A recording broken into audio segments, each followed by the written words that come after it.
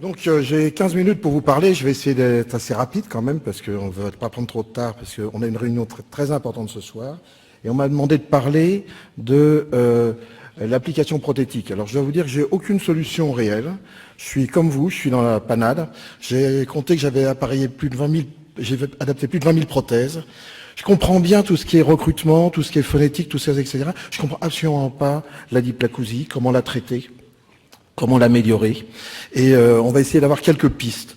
Je vais surfer sur ce qu'a fait Christophe Michel et David Collin. C'est la sélectivité fréquentielle et ce différentiel de fréquence. Je vais faire une petite séparation entre les deux. On peut mesurer les deux. On peut mesurer une certaine efficacité de notre oreille, de notre cochlée. C'est pas tout à fait la même chose. En vulgarisant, j'associe souvent les deux, mais lorsqu'on a fait une vraie analyse, on doit évidemment séparer les deux de façon très claire. L'effet de masse, la tonotopie, la dysplacousie et le timbre.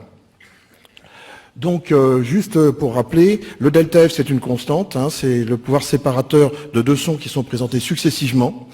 Et ce pouvoir séparateur dépend de la fréquence, de l'intensité, de l'importance de la perte et du type de surdité chez le sujet malentendant. Donc, sur les petites surdités, il y a peu de différence. Sur des grandes surdités, on va voir apparaître une large bande avec des gens qui conservent une certaine capacité, d'autres qui la perdent. Le sourd sévère est souvent quelqu'un qui est très atteint à ce niveau-là. La sélectivité fréquentielle, c'est la capacité de percevoir séparément de multiples composantes fréquentielles d'un son complexe. Et donc on voit bien l'importance pour l'écoute dans le bruit, où si je n'arrive pas à séparer, ça me pose un problème, ainsi que pour la musique. Les deux sont mesurables et ne sont pas mesurés. Alors j'avais essayé il y a quelques années d'en faire un petit peu, mais ça ne m'apportait pas vraiment au point de vue réglage, puisque le seuil de confort est un assez bon résumé de toutes ces choses-là en réalité. Donc la capacité de séparation perceptive des sons, j'avais piqué ça à Christophe Michel. Attendez, je regarde mon temps. La capacité de séparation perceptive des sons complexes, harmoniques, concurrents, est limitée par la résolution fréquentielle du système auditif. Lorsque les composantes harmoniques ne sont pas résolues, les auditeurs ont des difficultés à extraire le son cible.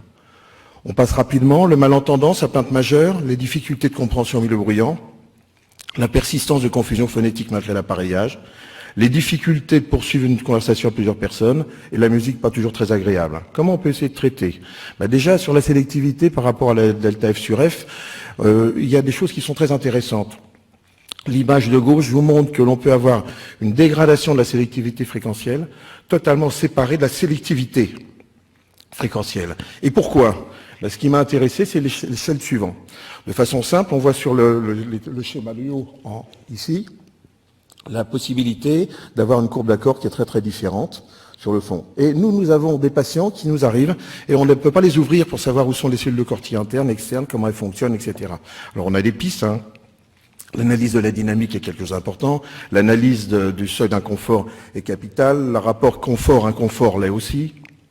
Les pertes vocales, les confusions peuvent nous aider. Qu'est-ce qu'on a comme signaux ?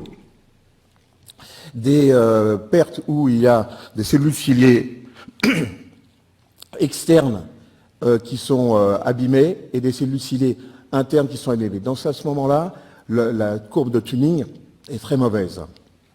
Quand c'est partiel entre les deux, on a quelque chose qui est conservé. Et quand on a par exemple des cellules de Corti internes qui sont endommagées et des cellules externes bonnes, on a quelque chose qui est relativement bon. Donc en fonction du profil que nous allons avoir, on doit avoir des patterns différents au niveau des courbes d'accord et on doit pouvoir trouver peut-être des pistes de travail là-dessus. Donc la mesure de l'ERB, c'est-à-dire l'équivalent rectangulaire bandwidth, devrait nous permettre d'avoir une analyse. C'est une photo que j'ai piquée à Moore, très certainement. Et quand on voit sur un sujet, je regarde comme ça. Quand on voit sur un sujet entendant, sur un sujet qui a un EBR à 3 multiplié par 3, et celui qui a un EBR à 6, on s'aperçoit que lorsqu'on n'a pas beaucoup de bruit, il n'y a pas beaucoup de différence entre les différents éléments. Et quand le bruit apparaît, on voit bien que l'EBR a un impact très important. Et plus le bruit augmente, plus la qualité de discrimination dans le bruit se dégrade. Donc on peut être prédictif. Si on mesurait l'EBR, on serait prédictif sur ce qu'on peut promettre à son patient. La perte de la sélectivité fréquentielle a un ERB augmenté également. On s'aperçoit que notre cerveau traite différemment le système dans des milieux silencieux, avec des bruits stationnaires et dans des milieux fructants. On s'aperçoit que la qualité de discrimination des patients, surtout âgés, diminue très très rapidement dès que le bruit est fluctuant. Ils sont dérangés davantage que lorsque le bruit est stationnaire. C'est dommage parce que, comme je note en dessous, la prothèse traite mieux les bruits stationnaires que les bruits fluctuants. Et donc c'est pour ça que je rappelle l'importance très importante des micro-directionnels. Voilà. On a des courbes qui sont des courbes d'accord comme on les a montrées et qui vont avoir un impact très important sur notre compréhension. Plus le filtre auditif est dégradé, plus l'impact est grand sur la compréhension, surtout en présence de bruits parasites. La présence d'un bruit masquant diminue de plus la réponse nerveuse auditive et donc la sélectivité fréquentielle. C'est-à-dire que lorsqu'on analyse le fonctionnement du nerf auditif en présence de bruit et en l'absence de bruit, le même signal initial ne donne pas la même intensité neurale. Alors on passe aux exemples classiques. Je vais juste vous montrer deux personnes différentes. Elles ont, comme vous allez le voir, à peu près la même perte auditive, à peu près le même gain. J'en ai un qui a une compréhension qui est tout à fait en rapport avec son seuil d'audition. Et quand je l'appareille, je trouve une corrélation qui est bonne. Mon gain prothétique est bien retrouvé dans ma courbe vocale. J'ai quelqu'un qui s'améliore grâce à la prothèse auditive avec sans prothèse, avec prothèse dans le rapport signal-bruit. J'ai donc un patient qui est content, qui est satisfait. J'en ai un deuxième qui présente exactement à peu près la même perte auditive. Il y a très peu d'écart entre les deux. J'ai quelque chose qui est très dégradé au niveau de la vocale et j'ai quelque chose qui ne marche pas bien au niveau vocal. Je pense que cette personne-là, si je lui avais fait un ERB ou l'équivalent d'une recherche de sélectivité fréquentielle, j'aurais trouvé quelque chose qui m'aurait éclairé. D'où je reviens sur l'idée de dire, plus on a de difficultés, plus les microdirectionnels vont être importants à mettre en place. L'audiométrie tonale, donc, on vient de voir, on ne peut pas promettre ce qui ne peut être obtenu. L'analyse de la dynamique permet de prédire le rapport CCE-CCI et donc partiellement le comportement différentiel de la cochlée. Prédire l'efficacité sur le seuil auditif tonal, par contre, est compliqué. Comme on l'a vu sur le nuage de points qu'avait montré tout à l'heure Christophe Michel, il y a des écarts très très importants d'un patient à l'autre. Alors que l'analyse supraliminaire conduit à une bonne corrélation, c'est ce que tu disais tout à l'heure, et je suis tout à fait d'accord sur cette notion-là. Plus le gain augmente et plus la sélectivité fréquentielle se dégrade. Alors, pas pour les faibles intensités, mais donc on augmente en intensité, c'est quand même relativement important. Et comme on a vu qu'il y avait une modification avec bruit et sans bruit du réponse neurale, on peut penser en réalité à diminuer le gain en milieu bruyant, alors que nos patients souvent l'augmentent pour essayer d'améliorer leur capacité. Plus la sélectivité est mauvaise, plus le microdirectionnel et traitement des bruits devient important, tout en rappelant que, hélas, les bruits impulsionnels sont relativement peu traités de façon cohérente. Donc on a une corrélation, le nuage de points que je voulais vous montrer empêche en réalité d'avoir une corrélation fine, et d'un patient à l'autre, on a de telles différences qu'on ne peut pas faire une projection sur uniquement le seuil auditif.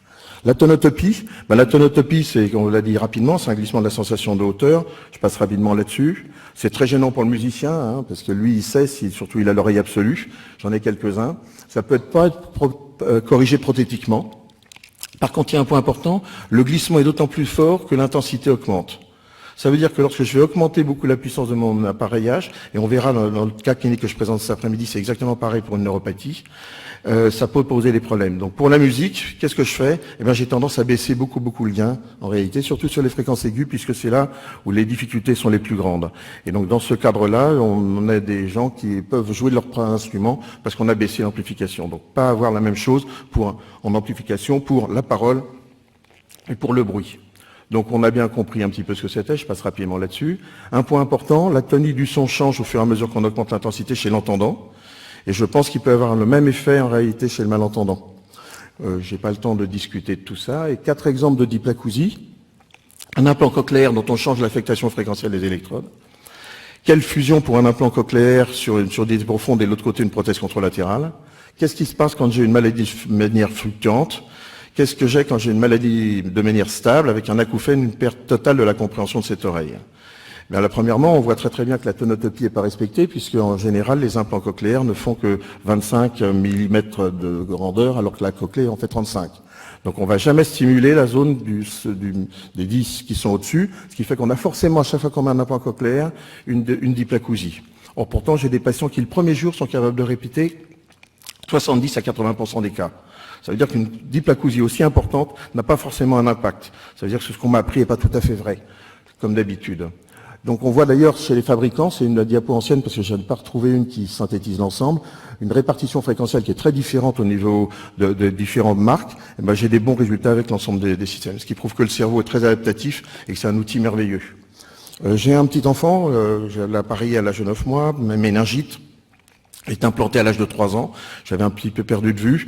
Il a une cochlée partiellement ossifiée. Et au départ, il y a une non prise en compte de la présence d'électrodes extracochléaires dans les premiers réglages qui ont été faits.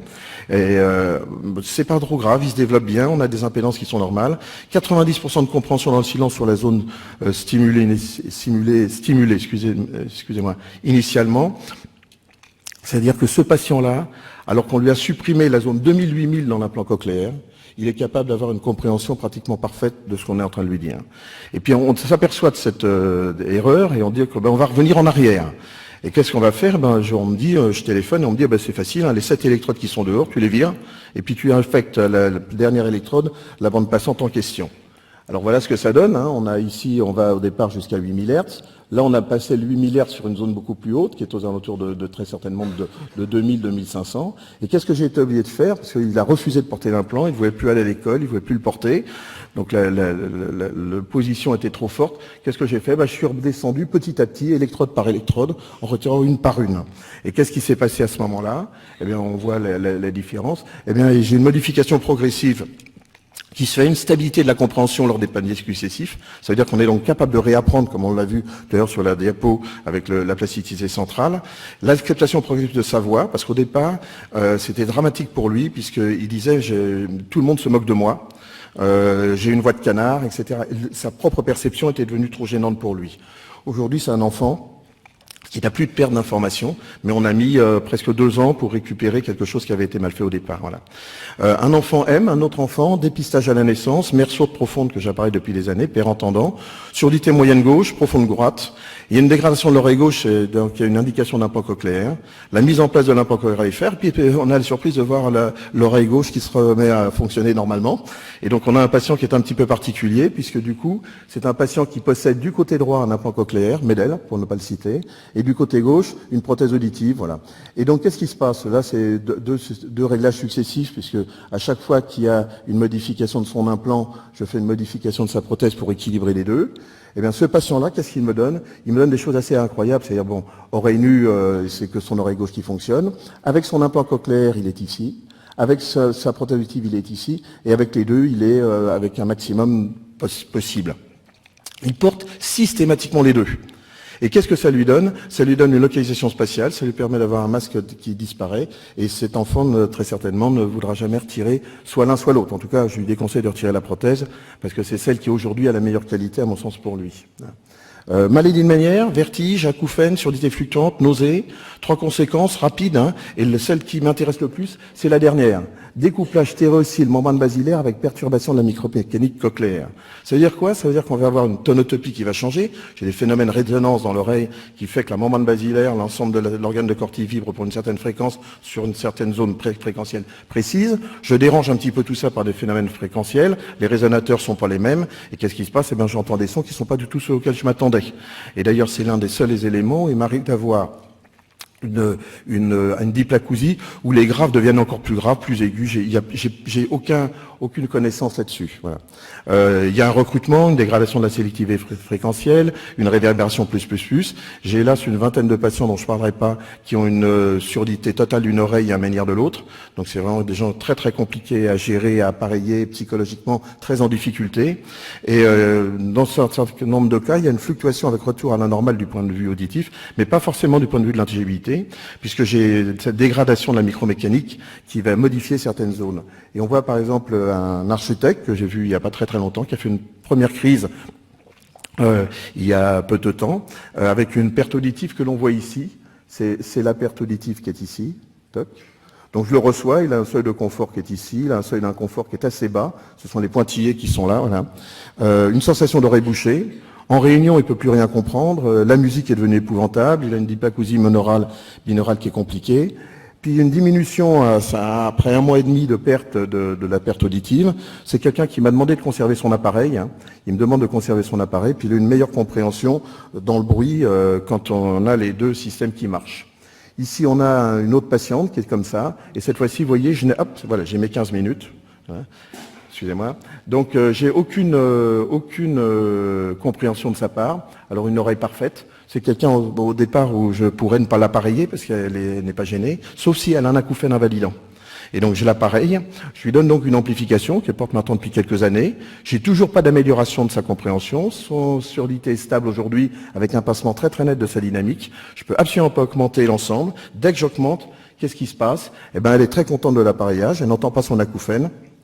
Dysplacousie très importante, stable, dépendant de l'intensité, et elle trouve qu'elle comprend mieux les interlocuteurs de gauche lors du port de l'appareil. Elle le porte 12 heures par jour, ce qui provient quand même qu'il y a une certaine efficacité, malgré la dysplacousie, malgré le fait que ses capacités de décodage en réalité dans le bruit devraient être atteintes, et ben chez elle, ça ne l'est pas réellement. Par contre, dès que j'augmente le gain, elle a une réverbération, et je pense que c'est une dysplacousie en écho. C'est-à-dire que lorsque c'est certains dysplacousiques, lorsque le son apparaît, ben quand on l'augmente un peu, ils ont deux sons qui peuvent apparaître, ou qui peuvent persister en réalité. Très rapidement, pour les 2 dernières diapos, musique, intelligibilité. Le réglage de la musique doit être différent en fonction de l'atteinte.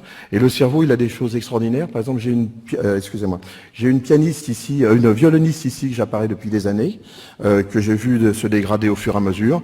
Et je vous dis, le cerveau a des pouvoirs extraordinaires. Elle est professionnelle, elle a une perte progressive. Elle entend toujours juste, ce qui provient que sélectivité et sensibilité hauteur n'est pas toujours corrélée. Elle joue avec ses appareils. Elle est venue au laboratoire de nombreuses heures et elle jouait du violon pendant que j'étais en train de modifier en réalité les réglages, et j'ai pas de dégradation de sa qualité. Par contre, vous avez vu sa compréhension avec prothèse? Elle est pratiquement nulle. Elle ne peut utiliser que la lecture labiale pour pouvoir s'en sortir, et j'ai pas trouvé de solution pour elle. Compression fréquentielle, je passe. Quand j'ai essayé de lui en mettre, elle m'a dit ça va pas, voilà. Et puis en conclusion, voilà, rien n'est simple. Vous avez vu que on cherche toujours, et moi je doute toujours. Je sais pas grand-chose. J'aperçois qu'au fur et à mesure du temps, c'est quelque chose qui est compliqué. Prévoir le résultat, c'est quelquefois difficile. L'analyse fréquentielle ne correspond pas toujours aux connaissances théoriques. On vient de le voir là. Puis chaque individu est différent, et la fréquence est la seule des paramètres. Ici, par exemple, pour finir, excusez-moi. J'ai cette patiente-là, qui est avec une perte auditive. Eh ben, elle répète 72% en réalité des mots des phonèmes en liste cochléaire. Et quand je regarde la table qui est en dessous des très pertinents, eh ben, j'ai une incohérence totale. Elle devrait rien répéter. Donc voilà, il faut se remettre en question sans arrêt. Merci.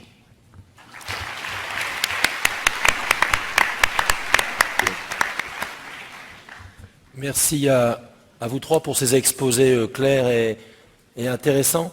On va donner tout de suite, puisqu'on a le temps, pour quelques questions à la salle. En attendant peut-être les premières questions, je voudrais vous interroger, au regard de vos connaissances et de votre expérience, qu'est-ce que vous nous recommandez comme testing de sélectivité fréquentielle, au-delà des stratégies après post-prothétique qu'a abordé Eric, mais dans quel cas vous nous conseillez de faire des tests? Quel type de tests selon les patients? Après, ce qu'on va pouvoir s'en servir, c'est toute la difficulté en réalité. Donc moi, ce que je fais, c'est une courbe vocale dans le bruit. Quand elle est dégradée, à un moment, je faisais les courbes de masque. En réalité, c'est des courbes d'accords, mais je m'en servais pas en fin de compte. La seule chose que j'ai vue, c'est que lorsque vous augmentez l'intensité trop forte, l'effet de masquage augmente. Et plus vous êtes malentendant, plus c'est le cas. Donc j'ai tendance à dire, il faut être prudent avec la manière dont on met les sons forts. Ça revient un petit peu à ce que disait tout à l'heure Stéphane Garnier, où les sons forts sont un ennemi pour nous. Et on peut aller les chercher et les mesurer. Par contre, être prédictif là-dessus, c'est quelque chose qui est possible, mais on l'a avec la vocale. Donc est-ce que c'est pas redondant? Nous, on n'a pas beaucoup de temps. Je pense qu'aujourd'hui, le temps, il est comme tout le monde. On a un nombre de tests, et vous allez voir avec le 100% santé, vous allez en avoir encore un peu plus. Et je pense qu'il faut faire que des choses qui sont économiques. Donc on peut les faire pour prouver à quelqu'un quelque chose, mais je pense que la vocale et la vocale dans le bruit suffisent à mieux comprendre la sélectivité fréquentielle, à mon sens. Alors il y a le temporel, il y a les saignes auditives, il y a tout ça, mais je ne sais pas ce que vous en pensez. Mais... C'est vrai que pour les tests de sélectivité fréquentielle ou de discrimination fréquentielle, finalement, nous, ce qui nous intéresse avec le patient, c'est de lui ramener la meilleure intelligibilité possible. Le fait de le faire en recherche, ça permet de comprendre un petit peu les mécanismes, mais à la fin, nous, on a le patient qui est en face, et donc avec des tests vocaux appropriés, ça peut être intéressant. Après, effectivement, la mesure des courbes d'accord, moi, on l'a utilisé dans la mémoire surtout pour mesurer les zones mortes, et là c'est terriblement efficace, donc ça c'est très intéressant. Après, effectivement, de toute façon, dans les appareils auditifs, on n'a pas grand-chose à faire sur cette variation de fréquence, si ce n'est modifier les paramètres de compression puisqu'on sait que le niveau, l'intensité va avoir un effet sur la sélectivité fréquentielle. Est-ce qu'il y a d'autres questions? Ou Christophe, tu voulais compléter? Je voulais juste dire un mot rapidement, parce que évidemment c'est le Graal de trouver un test au-delà de l'audiométrie tonale qui va permettre de prédire les performances du patient, donc les tests supraliminaires. À votre question par rapport à la sélectivité fréquentielle, il y a 5 ans j'aurais dit un test de courbe d'accord, mais le problème des tests de courbe d'accord c'est que c'est très limité en fréquence, il faut le faire à plusieurs fréquences, ça prend du temps. Depuis 5 ans, il y a des chercheurs qui ont trouvé, je vais en parler rapidement cet après-midi, un test de modulation spectrotemporelle. Donc c'est une modulation dans le spectre et dans le temps, qui, quand on mesure les seuils à ce test-là, permet d'augmenter substantiellement les prédictions de performance de patients en plus de l'audiogramme tonal, pour la parole et la parole dans le bruit. D'accord, donc venez cet après-midi, hein, tous. J'ai juste une toute petite question qui est arrivée sur le serveur. Si on a une diplacousie et qu'on utilise de la compression fréquentielle et qu'on met des fréquences de coupure, de réglage de compression fréquentielle, différentes entre les deux oreilles, est-ce que le cerveau va s'adapter, Eric? La réponse est non. C'est-à-dire que vous ne pouvez pas, parce que c'est irrationnel, la diplacousie. Donc on a une diplacousie normale, où tout le monde est diplacousique, et ceux qui ont l'absolu, c'est l'oreille absolue, ils sont capables de le savoir. Aller créer avec un outil qu'on ne contrôle pas, sur des bandes de fréquences très larges, l'ensemble, c'est quelque chose qui est illusoire, et ce qu'on nous propose aujourd'hui n'est pas compatible avec l'ensemble. Deuxièmement, la diplacousie change en fonction de l'intensité de la fréquence, du temps de présentation, change en fonction de l'existence d'un bruit parasite inférieur. Comment voulez-vous qu'à chaque fois, on se trouve une machine qui soit capable de faire ça? Je ne sais pas si l'ingénieur peut trouver, mais moi, en tout cas, je ne le pense pas. Je n'ai pas vraiment de commentaires substantiels à faire là-dessus. C'est vrai que c'est un problème compliqué. On a vu qu'on commence à comprendre un peu les mécanismes de codage de la fréquence. Après, le problème qu'on a, c'est quand on vient avec un appareil avec une stimulation acoustique, on ne peut pas entièrement refaire la mécanique cochléaire. Il faudrait se situer en aval de la mécanique cochléaire, donc avec un implant cochléaire. Le problème, c'est que la résolution fréquentielle des implants cochléaires est insuffisante à ce jour. Donc résoudre un problème de codage fin tel que la diplacousie, ça peut être assez challenging, on va dire, avec un appareil acoustique conventionnel en tout cas. Il y a une question sur en cas d'utilisation de compression, de translation de fréquences, comment choisir les fréquences de coupure et quel test de contrôle d'efficacité? Ça dépasse un peu le sujet, mais la méthode, donc on sait que lorsqu'on va trop abaisser le signal, eh bien le premier phonème sur lequel il va y avoir des confusions, donc ça va être la confusion entre le che et le s. Et donc du coup, il faut vérifier en fait que ces phonèmes-là sont bien identifiés par le patient. Et donc du coup, à quel niveau? On va essayer de ramener la fréquence de coupure dans une zone où l'oreille marche encore un petit peu. Et il faut vérifier qu'on ne va pas ramener les fréquences trop basses, et donc avec un test vocal.